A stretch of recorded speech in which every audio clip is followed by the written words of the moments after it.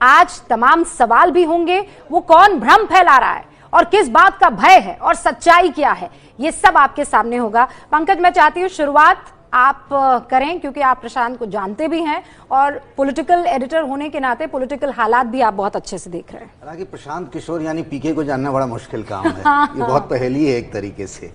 तो पीके, हम ये जानना चाहते हैं, चूंकि आप दो रोल में, हम तो पहले उस रोल को ही नहीं समझ पाते हैं। आप जेडीयू के नेशनल वाइस प्रेसिडेंट भी हैं और आप कई क्षेत्रीय पार्टियों के साथ काम भी कर रहे हैं। हाल में आपने अरविंद केजरीवाल का काम शुरू किया। ये किस रोल में हम आपसे बात करें, जेडीयू के राष्ट्रीय उपाध्यक्ष के तौर पर या फिर आपसे कई सारी पार्टियों के आप रणनीतिकार हैं उस लिहाज से? आप मेरे से एज ए सिटीजन बात करें, एक वो नागरिक जो कि इस बिल से सीएए और एनआरसी का जो कॉम्बो है उससे उसके विरोध में खड़ा है, उसको देश के हित में नहीं मानता है, और इसलिए सबसे बेहतर जो कैप अगर आप मेरे सर पे डाल सकते हैं वो ये डालिए कि आप प्रशांत किशोर इस देश के नागरिक से बात कर रहे हैं। मैं एक चीज और जानना चाहता हूं इसी से कि आप शुरुआत में सीएए जब सीएबी था उसी स्टेज पर आप नीतीश कुमार को मना लेते, वहीं से विरोध शुरू हो जाता। वो जब सीएए हो गया और उसके बाद आप एनआरसी को लेके आपने मुहिम छेड़ी और फिर आपने नीतीश को मना लिया। तो ये दुविधा धर्म संकट क्यों? ये दुविधा और धर्म संकट ऐसा कुछ है नहीं। जब पार्टी का जो जितने फोरम रहे हैं उस पर पार्टी का स्टांस बहुत ही क्लियर रहा है पिछले 2 साल में। अगर आप पार्लियामेंट्री स्टैंडिंग कमेटी में भी देखेंगे तो उसमें जदयू का डिसेंट नोट ही है। पिछले 2 साल में पार्टी का स्टांस ये रहा है कि हम लोग सीएबी और एनआरसी दोनों के ही खिलाफ में हैं। पार्टी में जो सारी दुविधा, जो आप जिस दुविधा की चर्चा कर रहे हैं, वो सिर्फ इस वजह से बनी क्योंकि सीएबी के बिल पर पार्टी ने उस दिन समर्थन करा है।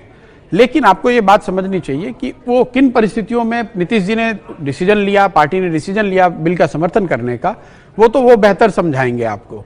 लेकिन हम लोग का जो उसके प्रति जो डिसेंट था या हम लोग की जो अपनी भावना थी, हम लोगों ने उसको बताई, पार्टी के अंदर भी बताई और पब्लिकली भी बताया, वो आपको पता है। उसके बाद नीतीश जी से जब फॉर्मली हम लोग मिले, मैं व्यक्तिगत तौर पर भी मिला, तो मैंने उनसे ये जानने की, समझने की कोशिश जरूर की कि भाई पार्टी ने ये स्टांस क्यों बदला है, और अगर बदला है तो क्या हम लोग एनआरसी पर भी अपना स्टांस बदलने वाले हैं। क्योंकि जनता को और आपके दर्शकों को विशेषकर ये समझना जरूरी है कि सीएए और एनआरसी को अलग अलग करके देखना, समझना और बात करना बिल्कुल ही बेमानी है। अगर आप एनआरसी, एक मिनट मैं अपनी बात कंप्लीट कर लूं।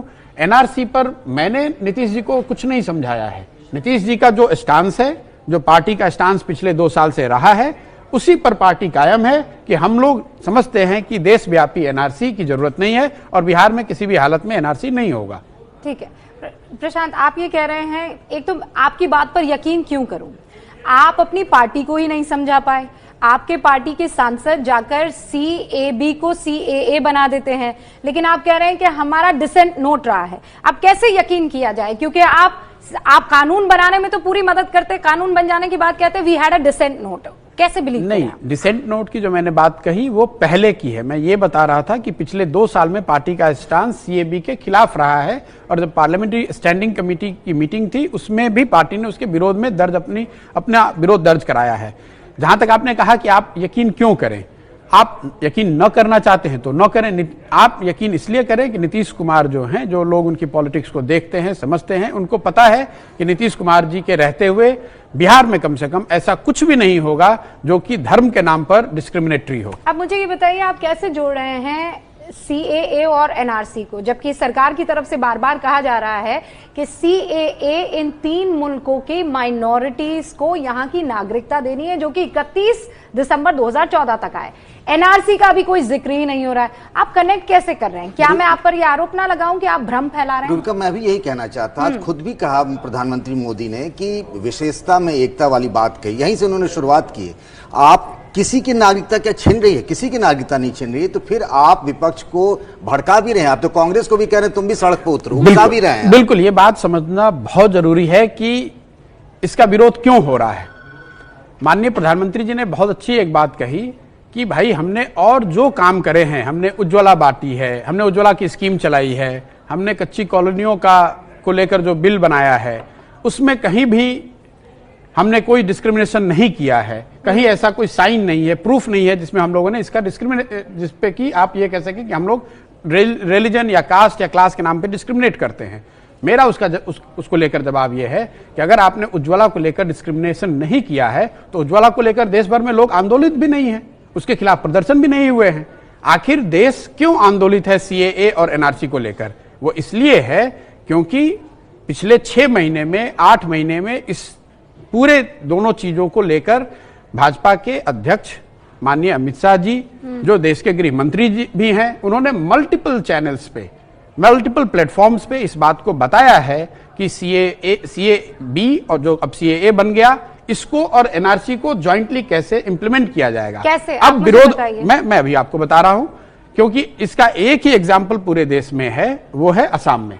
असम में, एक मिनट, असम में पहले एनआरसी हुआ है। नहीं पीके, असम की परिस्थितियां बिल्कुल अलग है। रिकॉर्ड था 1985 का, उसमें फिर उसमें कट ऑफ डेट था। यहाँ उस एनआरसी का कोई जिक्र नहीं है। ठीक है, किसी की नागरिकता छीन नहीं, तो आप लोग पूरे देश भर में हंगामा क्यों बरपाए पड़े? इसलिए बरपाए पड़े हैं कि पहली बात कि CAA in itself is discriminatory. How? इसलिए कि संविधान में इस देश के फाउंडिंग फादर्स ने जो अपनी परिकल्पना संविधान के द्वारा, संविधान के माध्यम से देश के लोगों के सामने रखी, उसमें कहीं पर भी नागरिकता धर्म के नाम पर दी जाए या न दी जाए, ऐसी परिकल्पना नहीं की गई है।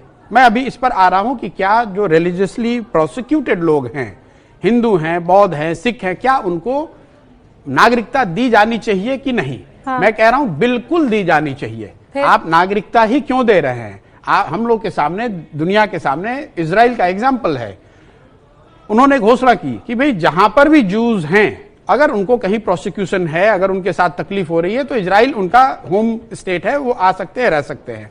भारत को भी वो करना चाहिए, मुझे उससे कोई दिक्कत नहीं है। आप जिसको भी नागरिकता देना चाहते हैं बिल्कुल बेझिझक दीजिए, लेकिन जो लोग यहां रह रहे हैं उसमें से एक समुदाय को आप ये नहीं कह सकते हैं कि इनको धर्म के आधार इसलिए नागरिकता नहीं मिलेगी क्योंकि ये एक वर्ग को या एक धर्म विशेष को बिलोंग करते हैं। प्रशांत, कैसे वो 3 मुल्क जहां से माइनॉरिटीज आई है वो परसिक्यूटेड हैं, वहां मेजॉरिटी में कौन सा धर्म है प्रशांत? और नागरिकता देने का कानून तो ऑलरेडी है, बस इतना ही किया गया ना, 11 साल से अपने घटा के 6 साल कर दिया है। आप उसको भ्रम मत फैलाइए। नहीं भ्रम आप फैला रहे हैं, समझिए, हम नहीं फैला रहे हैं। आप ऐसा है ना, प्रधानमंत्री भी कह रहे हैं भाई जब नागरिकता लेने का खांचा बना हुआ, विंडो खुला हुआ है। नहीं, अरे भाई ऐसा है, आप कह रहे हैं कि हिंदू जो प्रोसिक्यूटेड हैं या सिख हैं या बौद्ध हैं, उनको लाकर चूंकि उन पे अत्याचार हो रहा है, उनको यहाँ लाकर ये सरकार देना चाह रही है, नागरिकता देना चाह रही है। नहीं, देखिए या जो पहले से लाए हुए हैं, 2014 31 दिसंबर जो आ चुके हैं। अच्छा, मान लीजिए हम लोग तो भ्रम फैला रहे हैं, हम लोग एंटी हिंदू हैं। क्या वाजपेयी जी एंटी हिंदू थे? 5 साल भाजपा की सरकार रही है, इससे पहले खुद मोदी जी की सरकार रही है, इससे पहले। अरे मैं तो यही कह रहा हूं आपको कि भाई मनमोहन सिंह तो एंटी हिंदू हो सकते हैं आपके नजर में। मैं ये कह रहा हूं कि अगर इतना ही आपको चिंता थी तो वाजपेयी जी की जब 5 साल की सरकार थी, उन्होंने ये बिल क्यों नहीं लाया? जब मोदी जी की सरकार पिछले बार थी, उन्होंने क्यों नहीं बिल ये लाए? सबको पता है कि बहुमत नहीं बहुमत अरे पिछली बार आपको बहुमत था, आप क्या बात करते हैं? नहीं आप इसका अच्छा इसका मतलब आप ये कह रहे हैं, एक मिनट, नहीं होल्ड ऑन, आपने कहा कि बहुमत नहीं था इसलिए नहीं लाए, इसका मतलब कि बहुमत होगा तो आपकी जो इच्छा होगी वो आप कर देंगे। जो इच्छा कहाँ है, आप तो वही कर रहे हैं। अच्छा सुनिए प्रशांत, आप बिल्कुल वही कर रहे हैं। ये मांग तो 2003 में मनमोहन सिंह ने भी की, बिल्कुल की थी। नेहरू जी जब प्राचीर पर खड़े हुए थे तब उन्होंने कहा था कि हम उन लोगों के लिए हैं जो वहां पर किसी कारणवश यहाँ गांधी जी ने भी कहा है, गांधी जी ने भी कहा है, इसका विरोध कर रहा है, वही तो मोदी कर रहे हैं, तो आपको दिक्कत हो रही है। आप ये घोषित कर दीजिए कि कोई एनआरसी नहीं होगा, कोई हंगामा नहीं होगा। आप ये कह रहे हैं कि हम पहले एनआरसी करेंगे, उसमें से जो लोग उस लिस्ट में नहीं आएंगे, सिर्फ उसमें से 6 धर्मों के या 5 धर्मों के लोगों को अपने आप नागरिकता दे दी जाएगी। देश का मूड ये कह रहा है एनआरसी होगी, और आप जो अभी लॉजिक दे रहे हैं, देश का मूड आपको कैसे पता है? सर्वे किया है सर। अच्छा, आप जितनी सर्वे करते हैं एबीपी में, प्रशांत जी, और मुझे कुछ आता हो या ना आता हो, सर्वे करना तो जरूर आता है। एबीपी से कम सर्वे हम लोग भी नहीं करते हैं। मुझे देश का ऐसा मूड कहीं दिख नहीं रहा है, और अगर जैसा आप बता रहे हैं कि देश का मूड आपके पक्ष में है, एनआरसी के पक्ष में है, तो रोड पर उतरे हुए लोग कौन हैं? ये क्या पाकिस्तान से लोग आए हैं? ये देखिए ना, 65% कह रहे हैं हाँ हम एनआरसी लागू करना चाहिए, आपका सर्वे है, 28% कह रहे नहीं। बिल्कुल, ये रूबिका लियाकत जी की सर्वे है, आपको ये भी आपको बताना चाहिए देश को सर, कि एबीपी इसका न्यूज संस्थान का किसी एक एंकर का सर्वे नहीं है ये।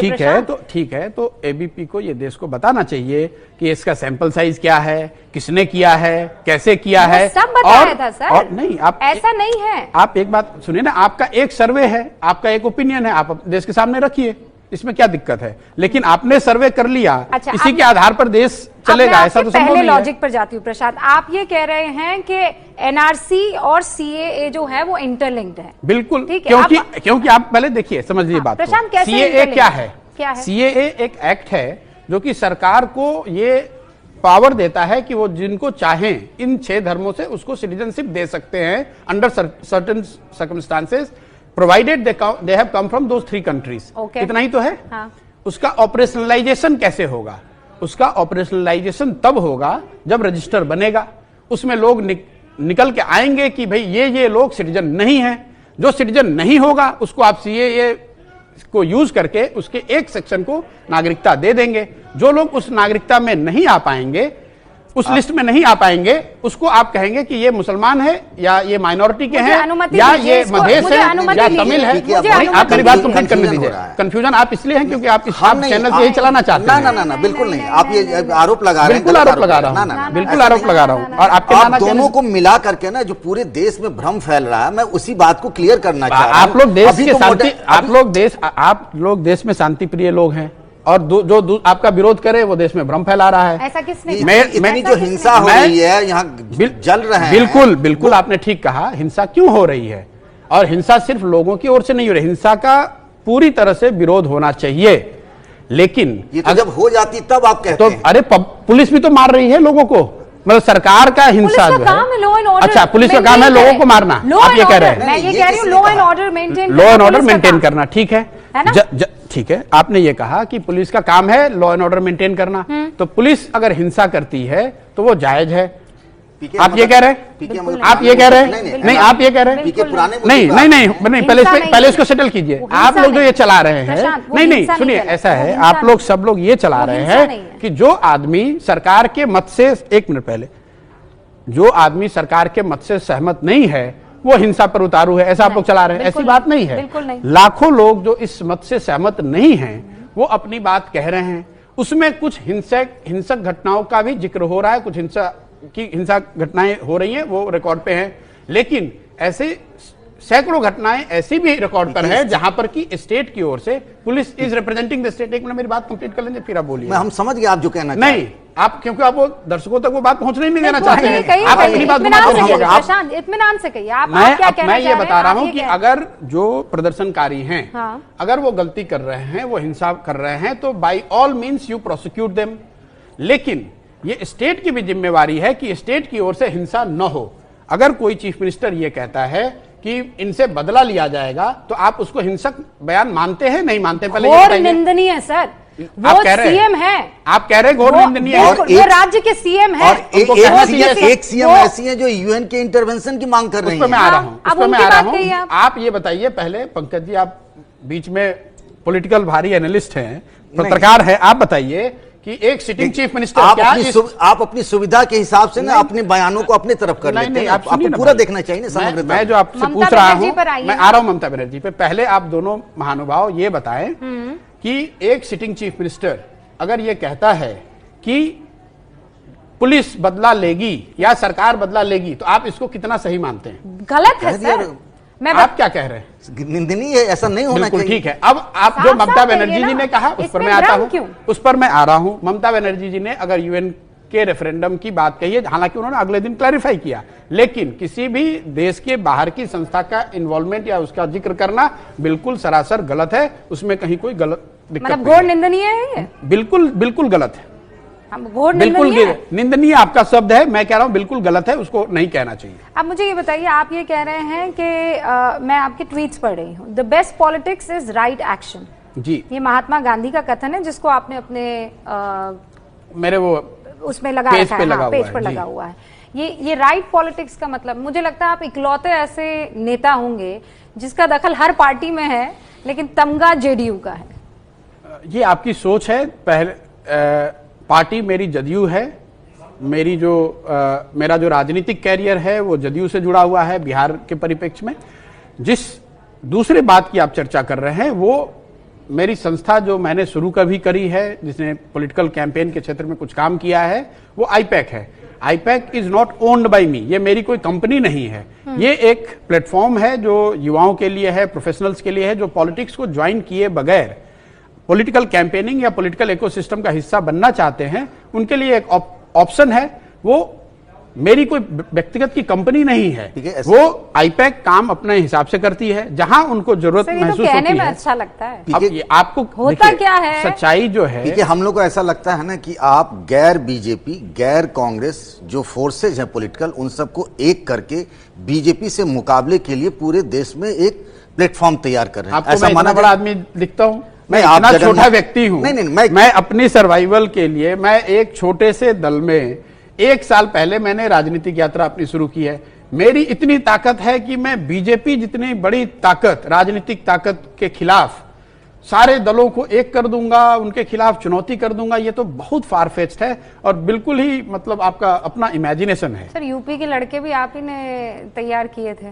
नहीं, उससे क्या मतलब है? आईपैक जब कैंपेन करती है किसी पॉलिटिकल पार्टी के साथ या किसी सरकार आईपैक और पीके को अलग अलग करके हम नहीं देख सकते। बिल्कुल नहीं देख सकते हैं। आप नहीं देखिए, मैं उससे अलग, मैं आपको वो गलत बात बताना भी नहीं चाहता हूं कि अलग है। मैंने वो संस्था शुरू की है, तो जब भी आईपैक को जहां भी उनको मेरी जरूरत महसूस होती है मैं वहां जाता हूं, उसमें कंट्रीब्यूट करता हूं। जैसे मान लीजिए आईपैक ममता दी के साथ बंगाल में काम कर रही है, मैं तो 30 दिन बंगाल में रहता नहीं हूं, लेकिन अगर उनको 5 दिन मेरी जरूरत वहां महसूस होती है तो मैं वहां जाता हूं। जैसे मान लो आप एबीपी से आज जुड़े हुए हो, कल आप एबीपी छोड़कर कोई दूसरा काम शुरू कर दें, एबीपी वाले अगर आपको 5 दिन बुलाएंगे तो आप एज ए एक्सपर्ट फिर जाएंगे वहां और अपना कंट्रीब्यूशन करेंगे। प्रोफेशन ये दोनों तो बहुत अलग चीज है। बिल्कुल अलग अलग चीज है, इसलिए मैं भी आपको बता रहा हूं कि जो वो तो पॉलिटिक्स तो आइडियोलॉजी से ताल्लुक रखती है ना। आप एक आइडियोलॉजी के तहत किसी पॉलिटिकल पार्टी से जुड़ते हैं। बिल्कुल आप जुड़े हैं जेडीयू के साथ, आपने बीजेपी के साथ, हालांकि आपने पहले काम किया था, लेकिन मैं ये कह रही हूँ कि क्या ये वाकई संभव है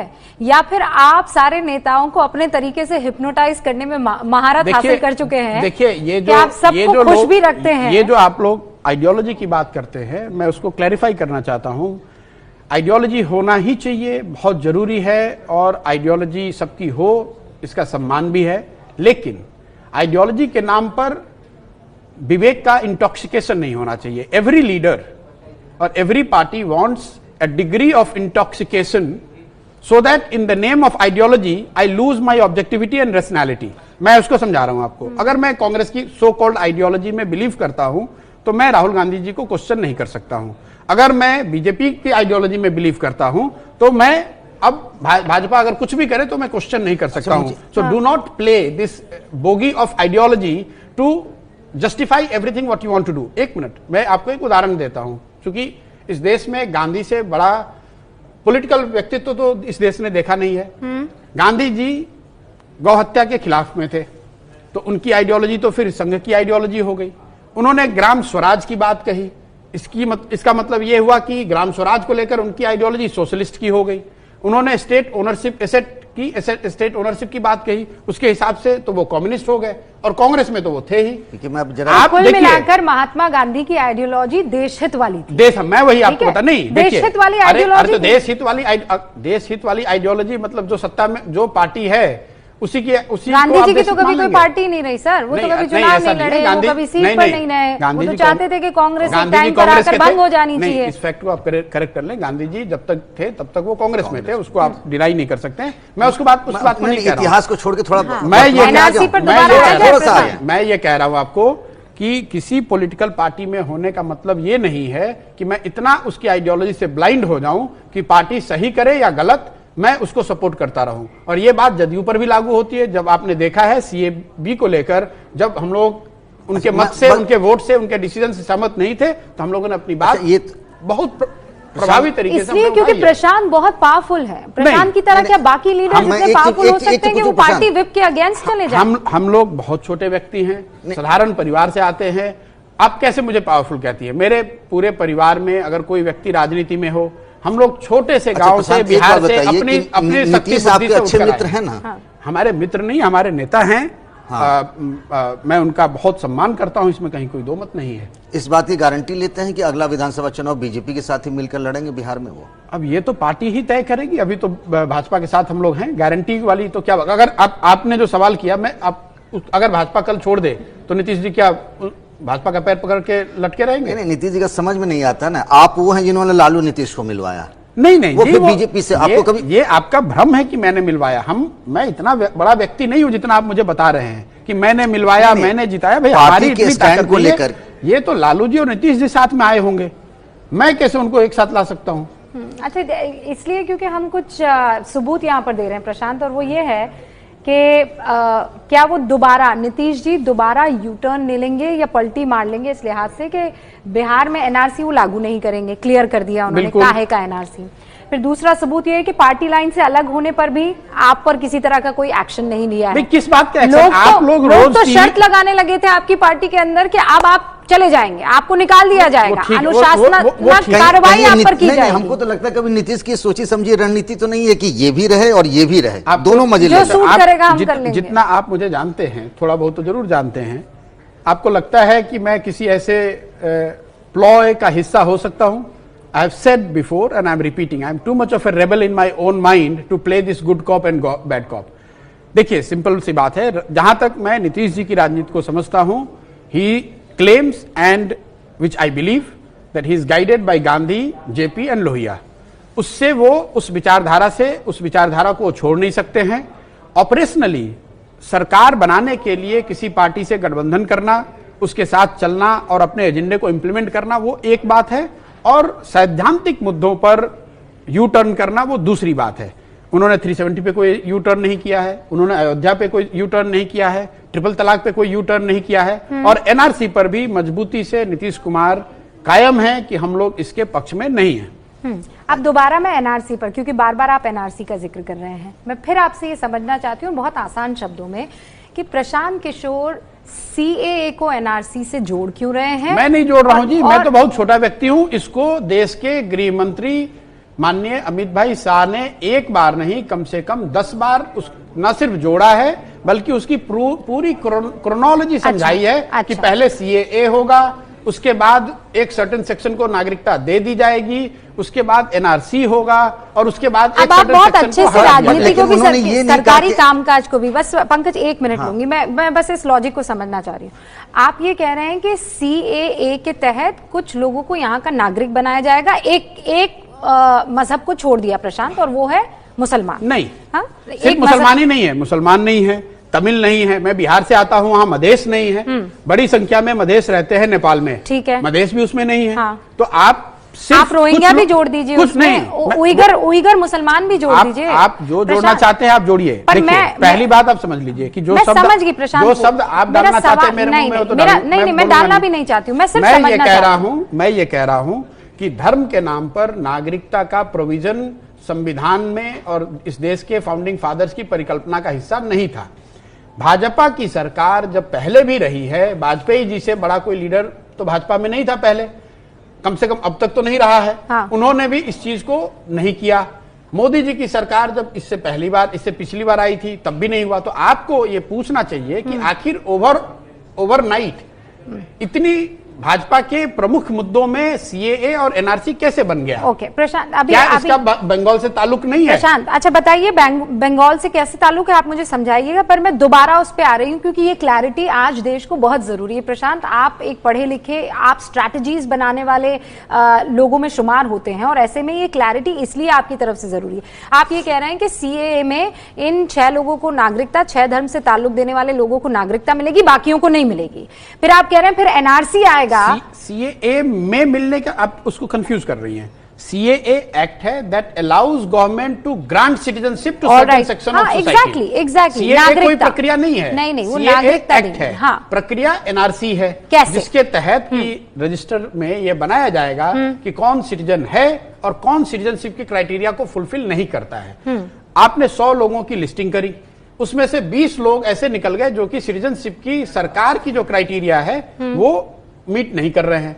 उस 20 में बिकॉज पहले से सीएए एक्ट है देश में, उसमें से 6 लाख लोगों को या 10 लाख लोगों को अपने आप नागरिकता सरकार दे देगी, जो बाकी बच जाएंगे उनको। मसला फंस रहा है प्रशांत। आप जब भी एनआरसी की बात करते हैं, एनआरसी के तो भी कोई नियम ही तय नहीं हुए कि कैसे क्या करेंगे। कौन से नियम नहीं? आप हमेशा आसाम वाला एनआरसी लोगों को दिखाने लगते हैं। कौन से नियम नहीं तय हुए? एनपीआर नहीं हो रहा देश में? एनपीआर हमें होता प्रक्रिया के तहत हो रहा है ना। एनपीआर में क्या हो गया? सेंसस की तरह एनपीआर होता है, उसमें क्या दिक्कत होगी? यही तो आप देश को बेवकूफ मत बनाइए। सेंसस अलग है, एनपीआर अलग है, और एनपीआर का एक सेट है एनआरसी। एनपीआर किसकी शुरुआत थी? कांग्रेस की है। कांग्रेस की। हाँ, आप पूरी बात नहीं बता रहे हैं। पूरी बता रहे हैं, आप सुनिए तो। आप सुनना तो कहां चाह रहे हैं। सेंसस एक प्रक्रिया है, एनपीआर दूसरी प्रक्रिया है, उसमें उसके ऊपर आपने एनआरसी लगा दिया। पार्ट ऑफ जो एनपीआर है that's a subset of census, और NRC is subset of NPR. NPR की प्रक्रिया देश में चल रही है, तो ये आप देश में भ्रम मत फैलाइए कि इसकी तो चर्चा ही नहीं हो रही है। सर, इसको और आसान एनपीआर पूरे देश में हर राज्य में हो रहा है, और 2 राज्यों में, वेस्ट बंगाल में और केरल में। नहीं, आप इसको समझने दीजिए अपने दर्शकों को। हाँ। एनपीआर की जो प्रक्रिया है, 2 राज्यों ने बाजाप्ता ऑर्डर इशू करके रोका है। केरल भी अगर आप कह रहे हैं कि ये हो ही नहीं रहा है, तो केरल में और वेस्ट बंगाल में सरकारों ने इस प्रक्रिया को रोका क्यों है? नहीं, ऐसा किसने कहा कि नहीं हो रहा है? आप लोग तो कह रहे हैं नहीं, आम प्रक्रिया के तहत एनपीआर को होना ही है। उसके नहीं है नवीनीकरण के लिए बाकायदा हो सकता है कि बैठक हो कैबिनेट की, और उसमें हरी झंडी मिल जाए, गैजेट हो। आप गलत बता रहे हैं। इस देश में पहले से कोई एनपीआर नहीं है जिसका नवीनीकरण हो रहा है। इस देश में अभी तक सेंसस होता रहा है। एनपीआर की प्रक्रिया बाद में जोड़ी गई है, जैसा आपने बताया यूपीए के टाइम में शुरू की गई, और पहले से हुआ ना वो सर। सुन तो लीजिए, उसका इंप्लीमेंटेशन हो रहा है। उसके बाद उसमें कांग्रेस के टाइम में ही एनआरसी का प्रोविजन भी किया गया, लेकिन उसमें यह नहीं कहा गया कि जो लोग एनआरसी में नहीं आएंगे उनमें से एक वर्ग विशेष को हम लोग दे देंगे और एक वर्ग को छोड़ देंगे। एक बात।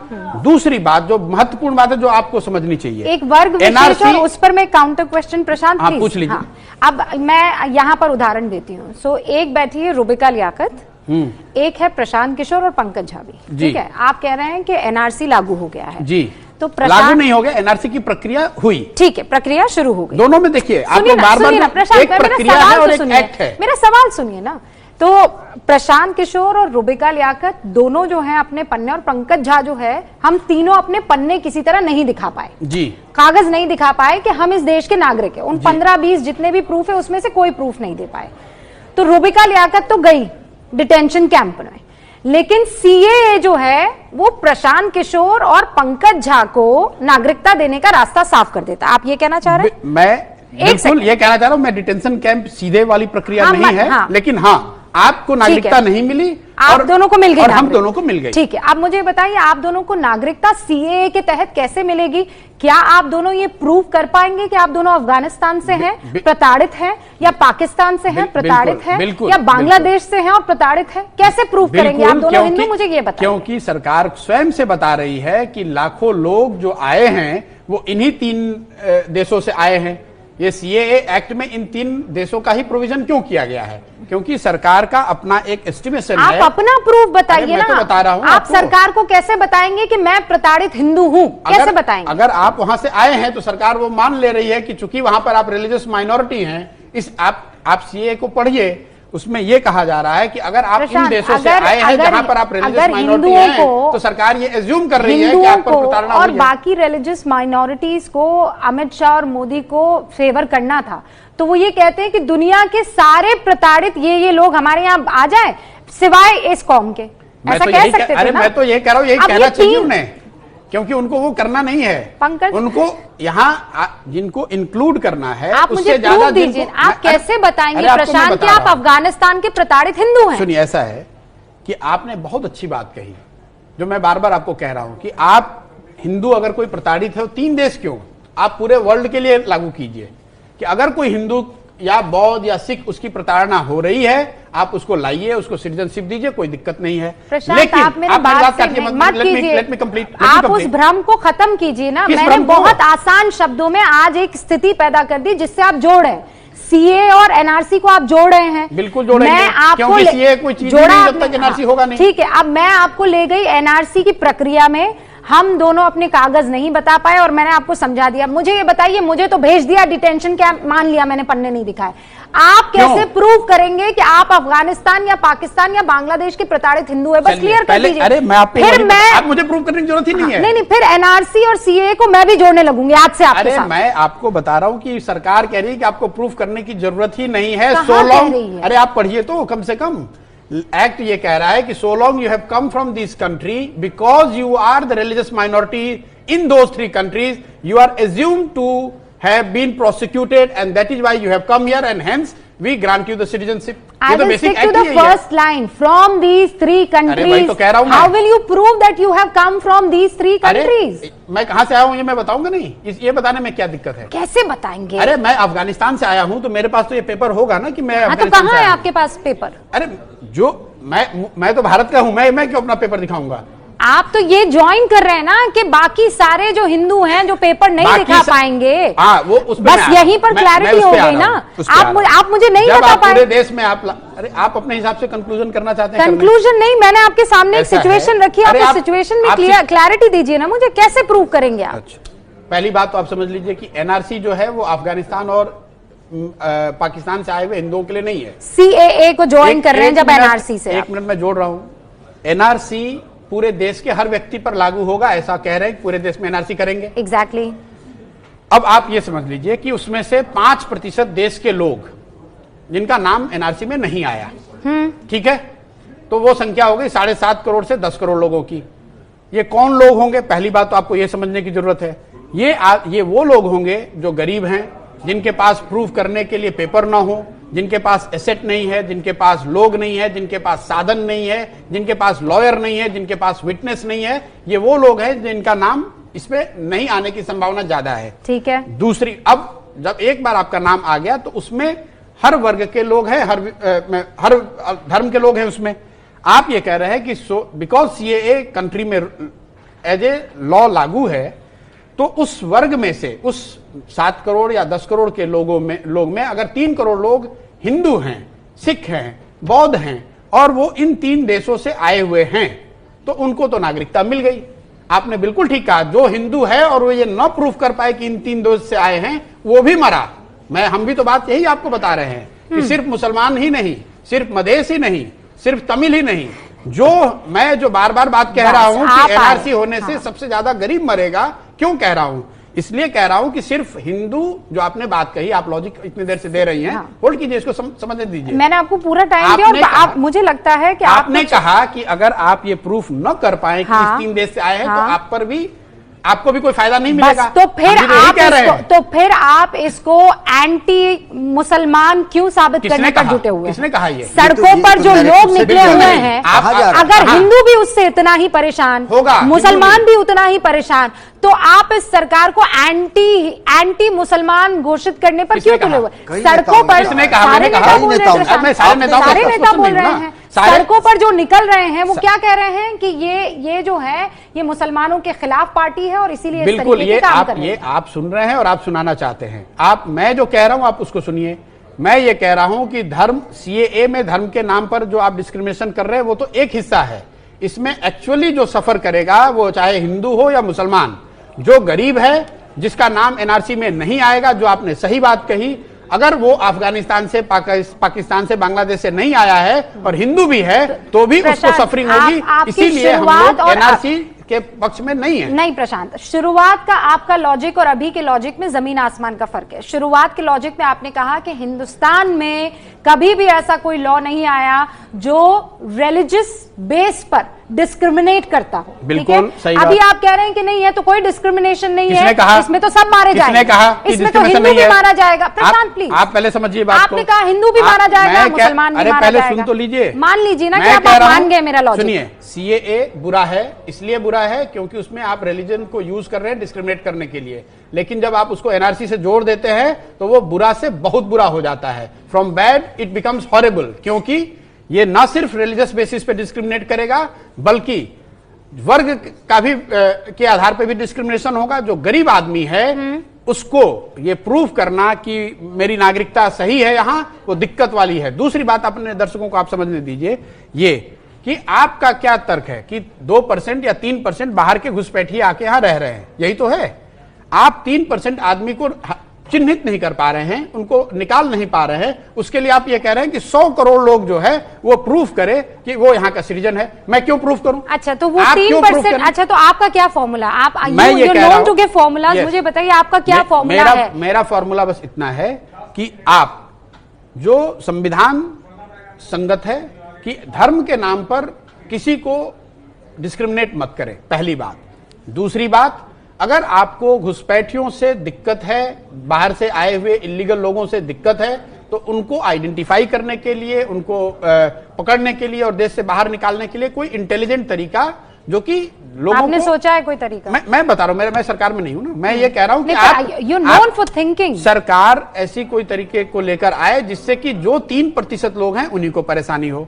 तीसरी बात कि अगर आप ये नहीं कर सकते हैं तो भगवान के नाम पर पूरे देश को नागरिकता साबित करने के लिए अगले 3, 4 साल, 5 साल लाइन में खड़ा मत कीजिए, क्योंकि अगर आप ऐसा करेंगे तो अगले कई सालों तक 15-20 करोड़ लोग मारे मारे फिरेंगे, जिनके पास पैसे नहीं हैं, जिनके पास जो भूमिहीन हैं, वो चाहे हिंदू हो या मुसलमान। इसका मतलब ये नहीं है कि सीएए में जो रिलीजियस डिस्क्रिमिनेशन है उसको मैं जस्टिफाई कर रहा हूं, मैं ये कह रहा हूं कि ये एडेड लेयर है। सीएए तो जो खराब है वो है ही, अगर आपने एनआरसी कर दिया तो पूरे देश में लोग जो ठीक यहां पर नागरिक हैं उनको भी तकलीफ होगी, उनको रोजगारी की, उनको इनकम की, उनको लॉजिस्टिकल समस्याएं जो होंगी उसको आप इमेजिन नहीं कर सकते हैं। इसीलिए हम लोग कह रहे हैं कि जिन पार्टियों ने सीएए का समर्थन भी किया है, कम से कम उनको एनआरसी का समर्थन नहीं करना चाहिए। और ये बात आपकी नीतीश बाबू मान गए हैं। नीतीश बाबू मान गए हैं और उसका एक सोनिया गांधी और राहुल गांधी भी आपकी बात मान गए। मेरी बात क्यों मानेगा कोई? मैं तो अपनी बात कह रहा हूँ, मैं बहुत छोटा। पर आप तो कहते विरोधियों की लामबंदी कर रहे होंगे ना, अच्छे रिश्ते हैं। भाई मेरे रिश्ते सबसे उतने ही अच्छे हैं जितने आपके होंगे। मेरे नहीं, हमारे से क्या करना? देखिए, आपको मैं जो बता रहा हूं कि मैं ये क्यों कह रहा हूं, मैंने कांग्रेस को क्यों कहा? अब नहीं, आप उकसा रहे हैं। नहीं, उकसा नहीं रहे हैं, आप बात समझिए। मैं ये कह रहा हूं कि भाजपा का ये लोकतांत्रिक अधिकार है कि वो सीएए और एनआरसी को लागू करने की कोशिश करें। क्यों? क्योंकि उन्होंने अपने एजेंडे में इसको शामिल किया है, लोकतंत्र में इस पर वोटिंग हुई है, उनको चुनाव में बड़ी बहुमत मिली है। तो अगर वो लोकतांत्रिक तरीके से इसको लागू करना चाहते हैं तो ये उनका अधिकार है। ये सत्य का एक पहलू है। दूसरा पहलू यह है कि 61% जनता ने उस एजेंडे का समर्थन नहीं किया है। तो अगर भाजपा के समर्थकों को या भाजपा को 39% वोट मिलने की वजह से अगर उनको अधिकार है ये लागू करने का, तो 61% जनता को भी अधिकार है लोकतांत्रिक तरीके से उसका विरोध करने का। तो लागू नहीं करेंगे तो राष्ट्रपति शासन लगेगा। मैं एक मिनट उस पर आ रहा हूं। अब आप ये कह रहे हैं कि 61% हमारी यहाँ मेजोरिटी है, आपकी पार्लियामेंट में मेजोरिटी है, आपने लेजिस्लेट कर दिया, यही होता भी रहा, यही होता रहा, यही होना भी चाहिए। लेकिन राज्यों में भी जो जनता चुनकर आई है उसको भी तो जनता ही ने चुना है। और सच्चाई ये है कि 16 राज्य में आज नॉन बीजेपी चीफ मिनिस्टर है जिनका एजेंडा एनआरसी और सीएए नहीं है। तो आखिर जिस 61% जनता को वो रिप्रेजेंट कर रहे हैं, उनका लोकतांत्रिक अधिकार है कि नहीं है? तो प्रेसिडेंट रूल लग जाए फिर वहां, तो वही तो राष्ट्रपति शासन की फिर बात होगी ना प्रशांत। अगर वो रिफ्यूज करते हैं, आप 16 राज्य कह रहे हैं, पर हमने जो काउंटिंग की है वो 11 राज्य होते हैं नॉन बीजेपी। 16, हाँ, और उसमें 52 करोड़ आबादी है, 16 उसमें 226 लोकसभा सीटें आती हैं और 95 राज्यसभा सीटें। गलत फिगर नहीं बताइए। 11 राज्य, 16 राज्य, 16 चीफ मिनिस्टर्स ऐसे हैं जो नॉन बीजेपी है। आप एनडीए काउंट कर रही होंगी, क्योंकि नॉर्थ ईस्ट के छोटे राज्यों में सब मुख्यमंत्री को भाजपा का मुख्यमंत्री मान रही है, वो है नहीं। प्रशांत, मैं आपको डाटा भेज दूंगा। 16 राज्यों में नॉन बीजेपी चीफ मिनिस्टर हैं। क्या मैं आपको इस मसले पर बातचीत करने के लिए दोबारा इनवाइट कर सकती हूँ? क्योंकि वक्त मुझे अभी इतनी ही इजाजत दे रहा है। आप जितनी बार इनवाइट करें। अभी भी वो भय और भ्रम और कंफ्यूजन की स्थिति क्लियर नहीं हुई है, तो हमें एक और राउंड के लिए बैठना ही पड़ेगा प्रशांत, और हो सकता है तब तक और क्लैरिटी आपके पास हो और लोगों को आप और सीएम को इकट्ठा कर चुके हो। एक लास्ट बात मैं आपको बता देता हूँ कि all right minded citizens of this country, Indians should oppose this idea of the combo called CAA and NRC। और आप लोगों से एक लास्ट अनुरोध यह है कि इस दो सिक्के के दो पहलू को अलग अलग करके लोगों को कंफ्यूज मत कीजिए।